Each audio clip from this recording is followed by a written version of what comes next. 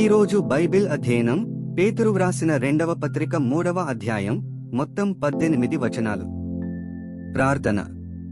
తండ్రి, మేము మరొక రోజు అనుభవించినందుకు కృతజ్ఞతలు, మరియు మీ మాటను అధ్యయనం చేస్తూ మా సమయాన్ని ఆశీర్వదించండి.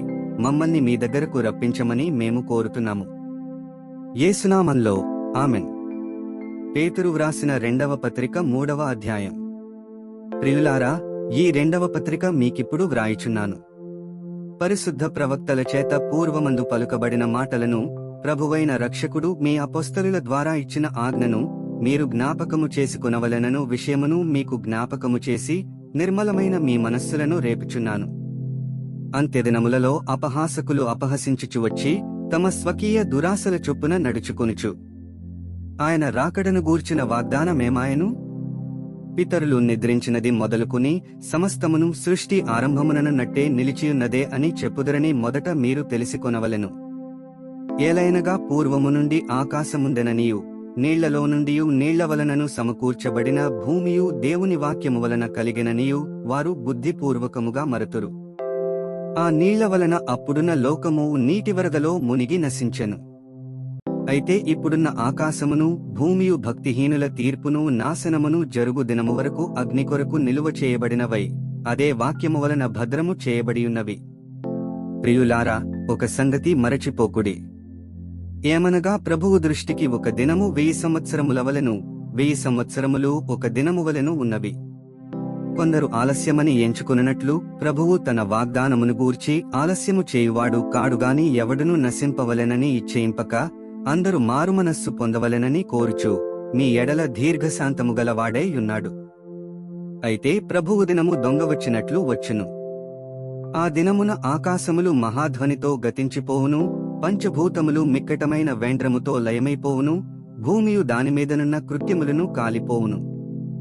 ఇవన్నీయు ఇట్లు లయమైపోవునవి గనుక ఆకాశములు రవులుకుని లయమైపోవునట్టియు పంచభూతములు మహావేంద్రముతో కరిగిపోవునట్టియు దేవుని దినపు రాకడ కొరకు కనిపెట్టుచు దానిని ఆశతో అపేక్షించుచు మీరు పరిశుద్ధమైన ప్రవర్తనతోనూ భక్తితోనూ ఎంతో జాగ్రత్త గలవారై యుండవలెను. అయినను మనమాయన వాగ్దానమును బట్టి కృత్కాశముల కొరకును క్రొత్త భూమి కొరకును కనిపెట్టుచున్నాము, వాటియందు నీతి నివసించును. ప్రియులారా, వీటి కొరకు మీరు కనిపెట్టువారు గనుక శాంతము గలవారై ఆయన దృష్టికి నిష్కళంకులుగాను నిందారహితులుగాను కనబడునట్లు జాగ్రత్తపడుడి. మరియు మన ప్రభువు యొక్క దీర్ఘశాంతము రక్షణార్థమైనదని ఎంచుకొనుడి. అలాగూ మన ప్రియ సహోదరుడైన పౌలు కూడా తనకు అనుగ్రహింపబడిన జ్ఞానము చొప్పున మీకు వ్రాసియున్నాడు. వీటిని గూర్చి తన పత్రికలన్నిటిలోనూ బోధించుచున్నాడు. అయితే వాటిలో కొన్ని సంగతులు గ్రహించుటకు కష్టమైనవి. వీటిని విద్యావిహీనులను, అస్థిరులైన వారును తక్కిన లేఖనములను అపార్థము చేసినట్లు తమ స్వకీయ నాశనమునకు అపార్థము చేయుదురు. ప్రియులారా, మీరు ఈ సంగతులు ముందుగా తెలుసుకొనియున్నారు గనుక మీరు నీతి విరోధుల తప్పు బోధ వలన తొలగింపబడి మీకు కలిగిన స్థిరమనస్సును విడిచి పడిపోకుండా కాచుకునియుండుడి. మన ప్రభువును రక్షకుడినైన యేసుక్రీస్తు అనుగ్రహించు కృపయందును జ్ఞానమందును అభివృద్ధి పొందుడి. ఆయనకు ఇప్పుడును యుగాంత దినము వరకును మహిమ కలుగునుగాక. ఆమె 18 వచనాలు చదివియున్నాము. ముగింపు ప్రార్థన. ఓ దేవా, మా విలువైన సమయాన్ని నీ వాక్యాన్ని అధ్యయనం చేసినందుకు ధన్యవాదాలు. మా మార్గాలలో నడవడానికి మరియు మన సత్యాన్ని ఇతరులతో పంచుకోవడానికి మాకు ధైర్యాన్ని ప్రసాదించు.